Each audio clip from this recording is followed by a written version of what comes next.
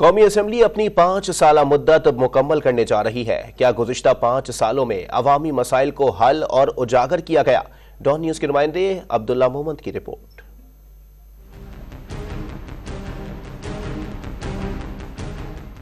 कौमी असम्बली अपनी 5 साला आईनी मुद्दत मुकम्मल करने जा रही है। क्या इन 5 सालों में कौमी असम्बली बाइख्तियार रही और क्या अवामी मसाइल को उजागर और हल किया गया? ये सवाल ऐवानों में बैठे हुक्मरानों से पूछते हैं। इस 5 साल के दौरान कम से कम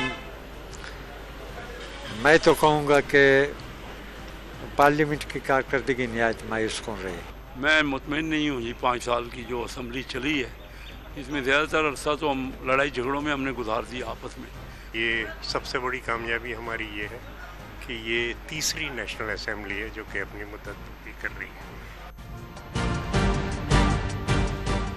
है। मेरी राय अपने खिलाफ है।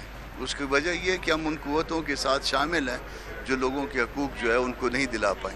आज तक हमने कोई ऐसी बात इस पार्लियामेंट के अंदर वो जो कहते कि इख्तियारात का जो सरचश्मा है वो चीज़ हमने नहीं देखी। जो कौमी इशूज़ हैं आवाम को रिलीज देना है, उस सिलसिले में ये 100% नहीं 200% नाकाम हो चुके हैं। और ये कानून साजी भी जो किए हैं, इस्लाहात भी जो लाए हैं, वो सिर्फ अपने ज़ात के लिए, अपने पार्टी के लिए।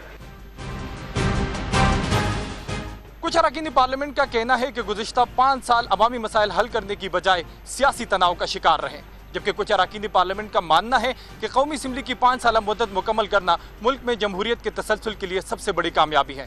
कैमरामैन मुमताज़ हुसैन के साथ अब्दुल्ला मोहम्मद, डॉन न्यूज़, पार्लियामेंट हाउस, इस्लामाबाद।